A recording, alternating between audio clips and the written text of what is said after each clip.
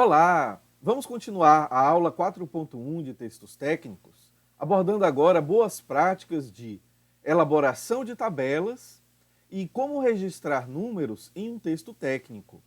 Você já teve dúvidas com respeito a isso?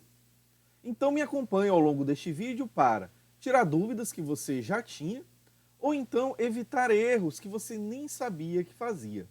Vamos lá? Se por um lado usamos gráficos para representar tendências, nós utilizamos tabelas quando queremos representar valores exatos, com precisão. Por exemplo, 3,14, 15, 9, 2 e assim por diante. Em todo caso, se a visualização desses dados na forma de um gráfico for mais simples, então evite a tabela, prefira o gráfico. Além disso, as tabelas, da mesma forma que as figuras, devem ser autoexplicativas, ou seja, o seu leitor não deve ser forçado a consultar o texto para encontrar informações que estão faltando na tabela. Tanto a linha de cabeçalho, quanto esta coluna aqui mais à esquerda e a legenda também da tabela, devem conter informações que sejam suficientes para que o leitor interprete os dados aqui explicitados. Para a gente poder entender como construir uma boa tabela, primeiro vamos entender como não fazer uma tabela. Essa tabela em laranja é um exemplo. Veja que ela está carregada visualmente. Várias linhas de grade, tanto verticais, que não devem ser desenhadas numa tabela, assim como horizontais.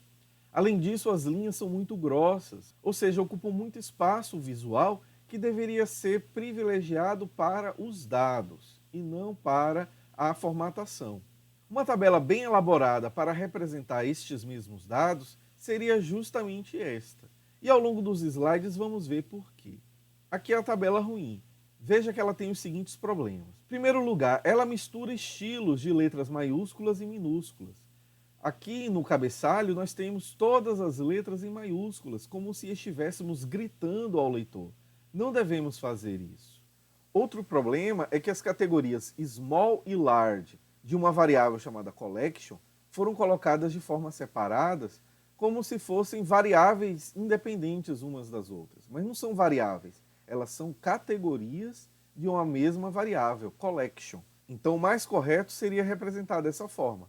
Collection é a variável representada e ela tem duas categorias, small e large. Outro problema que temos aqui é que os números não foram alinhados à direita. É justamente pelo lado direito que representamos os algarismos menos significativos de um número. E daí fica mais fácil comparar um número com o outro a partir de um alinhamento comum. Outro problema também são as linhas verticais, que já comentamos antes. Nenhuma tabela deve ser desenhada com linhas verticais, porque a tabulação em colunas já diz ao leitor a separação de uma coluna da outra. E por fim, nós temos também este problema aqui. A precisão não foi padronizada. Para esta variável index size, temos um valor com duas casas decimais e outro valor com uma casa decimal. Nós não podemos ser assim inconsistentes. A precisão ela deve ser padronizada para todos os valores de uma mesma variável. Outro problema que também temos aqui é em relação à medida. A unidade de medida kbits foi duplicada tanto para a coluna small quanto para a coluna large. Não, ela deveria estar representada em apenas um lugar, que é o nome da variável, index size. Pois bem, uma proposta melhorada dessa mesma tabela seria esta aqui. Veja que file size e index size estão com a unidade de medida. O file size não tinha unidade de medida na tabela anterior. A quantidade de casas decimais de precisão foi padronizada em apenas uma. E por fim, as variáveis foram agrupadas em dois conjuntos diferentes, facilitando o leitor verificar a hierarquia de informação presente nesta tabela. Outra recomendação importante é não deixar células vazias nas tabelas, porque elas geram ambiguidade. O nosso leitor pode ficar na dúvida: será que o autor esqueceu de colocar valores nessa célula ou apenas não conseguiu esta medição? Então, quando você não tiver um valor disponível, explicite isso na célula. Ou você escreve ND de não disponível se estiver escrevendo em português, ou você escreve NA de not available se você estiver escrevendo o seu artigo em inglês. como neste exemplo aqui. Este é um mau exemplo. A temperatura em fevereiro, o que aconteceu com ela? O autor esqueceu de inserir ou o termômetro quebrou e não se pôde medir a temperatura em fevereiro? O leitor vai ficar na dúvida. Já aqui, nesta versão, temos a representação correta, com a sigla ND no mês de fevereiro. Em suma, seja para gráficos, seja para tabelas, a recomendação principal é: evite poluição visual. Veja isso aqui. Essa tabela está repetindo as unidades de medida em todas as linhas da mesma coluna. Miligramas por quilo, miligramas por quilo. A gente também tem um problema aqui da precisão. O tempo foi medido em dias. Será que precisávamos representar o dias assim, de forma fracionada? Não poderíamos representar melhor em termos de horas, minutos ou segundos, para não termos números tão quebrados?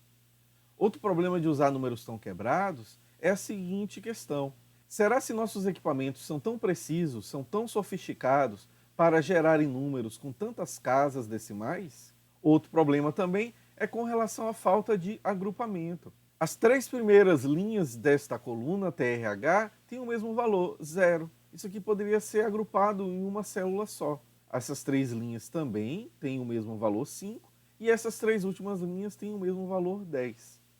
Então, a melhor maneira seria do jeito que está nesta tabela em azul. Bem mais simples, sem linhas verticais, poucas linhas horizontais, justamente dividindo apenas os grupos. Ao invés de repetir esse monte de 00, 55, 10, 10, representamos eles apenas uma única vez e as unidades de medidas foram jogadas aqui para o cabeçalho. Outro cuidado importante ao se elaborar uma tabela é representar cada informação em colunas distintas. Então, se desejamos representar o evento em que um artigo foi publicado e o ano em que ele foi publicado, então devemos utilizar colunas distintas para cada informação dessa maneira que está aí. Agora, uma recomendação para quem edita tabelas em LaTeX.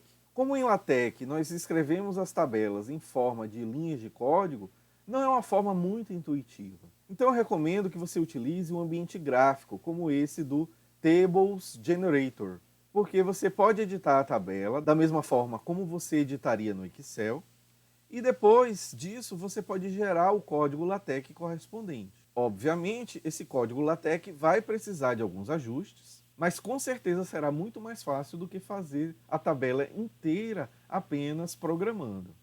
Agora vamos ver algumas dicas que valem tanto para tabelas como para gráficos. A primeira delas é: o seu texto deve mencionar a figura ou tabela que você está apresentando. Por que isso? Porque como a sua figura ou tabela fazem parte da sua argumentação, é uma evidência, é uma premissa das suas conclusões, então elas são elementos importantes, merecem estar citadas no texto. Se o texto não cita elas, é porque elas não são importantes. E se não são importantes, então não deveriam estar ali no texto. Como a gente faz isso no LaTeX? Na parte do texto, escrevemos algo parecido com isso, como mostra a figura F maiúsculo, barra ref e o rótulo dessa figura. A seguir, que pode ser um pouco abaixo, um pouco acima, você vai colocar o ambiente de figura, que é o Begin Figure. Vai ter o código da figura, ok, mas eu estou destacando aqui o que? A legenda, indicada pelo comando caption, e o comando label, que indica o rótulo que identifica a figura. Este início aqui, fig, é uma boa recomendação que damos quando você for referenciar figuras. Fica mais fácil de identificar à medida que você vai construindo o seu texto.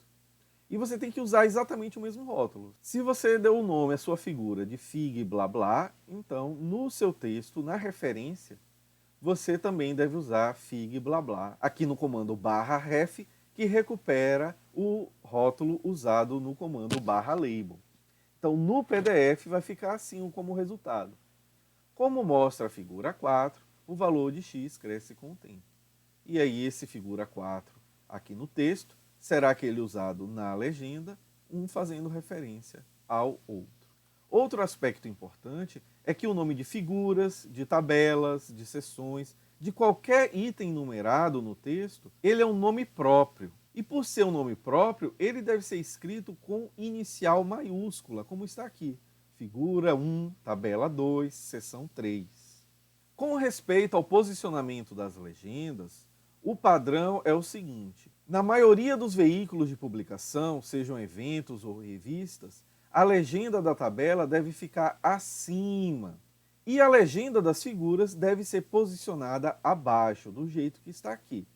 É claro que vale a pena sempre conferir qual a convenção adotada pelo veículo de publicação para o qual você deseja submeter o seu artigo. Também dê crédito às fontes. Caso você tenha produzido os dados e a partir desses dados que você mesmo gerou, você está elaborando gráficos e tabelas, alguns orientadores e alguns veículos de publicação exigem que você explicite que a fonte é de elaboração própria. Eu, particularmente, acho isso desnecessário, porque se o artigo é seu, tudo que está no seu artigo é de elaboração própria, exceto aquelas partes em que você indica qual é a referência de onde você extraiu. Então, quando você não diz de onde você extraiu aquela informação, presumidamente a informação foi elaborada por você. Então, eu não vejo necessidade disso. Eu acho que essa informação é muito óbvia, redundante e ainda toma um tempo para ser inserida. Da minha parte, eu não faço questão disso nos textos. Por outro lado, se você pegou os dados de algum lugar e elaborou você mesmo, você mesma, o gráfico ou a tabela, então você deve indicar algo parecido com esse texto. Elaboração própria a partir de... e aí você indica a fonte dos seus dados. Agora, se você está pegando tanto os dados quanto o gráfico ou a tabela de algum lugar, então eu recomendo que você utilize uma das seguintes formas de dar crédito a essas fontes. Fonte INEP, ou Almeida, se for uma pessoa e não uma instituição. Ou então você não usou exatamente a mesma figura ou mesma tabela, fez pequenas adaptações, então diga adaptado do fulano. Todas essas são formas de dar crédito às suas fontes, de onde você extraiu os dados apresentados. Agora vamos abordar como registrar números em um texto técnico. São pequenos detalhes que passam uma impressão mais profissional do seu texto para um leitor que desconhece você. Primeira recomendação é: nunca comece uma frase com um número expresso em algarismos, como está aí, 40% dos trabalhos.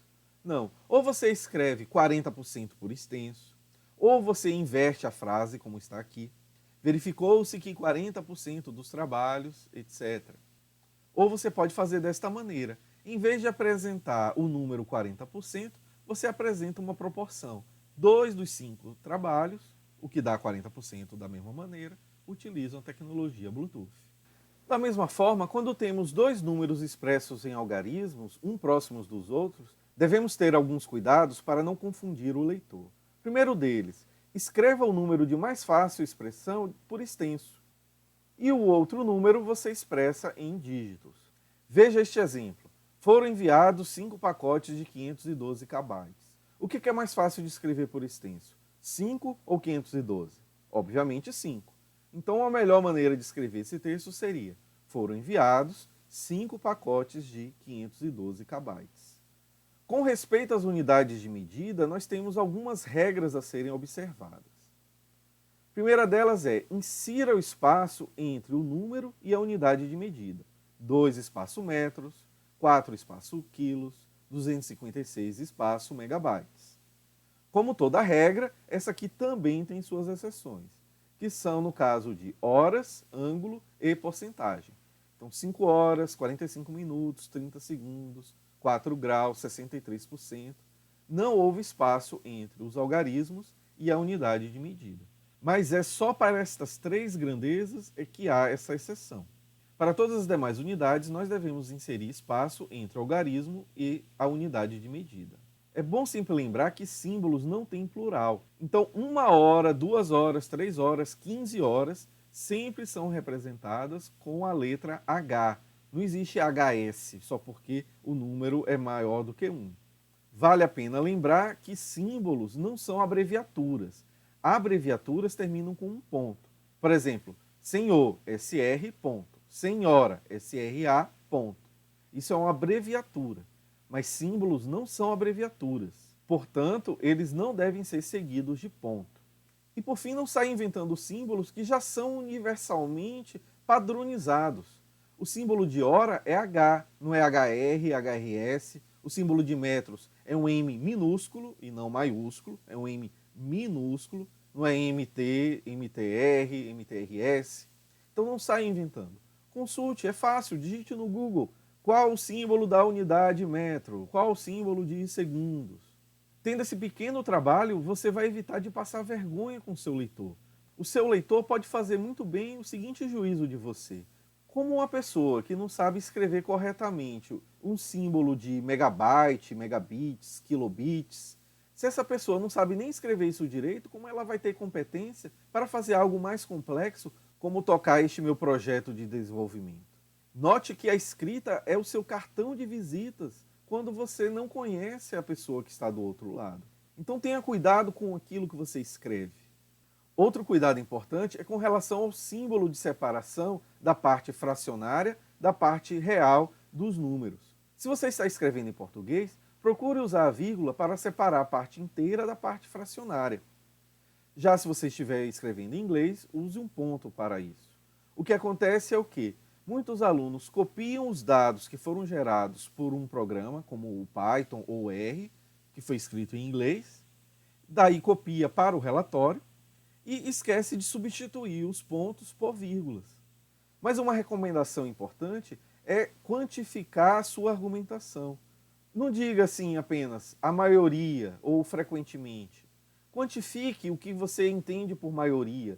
Quantifique o que você entende por frequente. Não faça como neste exemplo. A maioria dos pacotes foi entregue ao destino. Que maioria? 51% dos pacotes ou 99% deles? Prefira dessa maneira. Chegaram ao destino 73% dos pacotes enviados, aí cabe ao leitor fazer o julgamento, se 73% é um número alto ou baixo, é uma maioria considerável ou não é.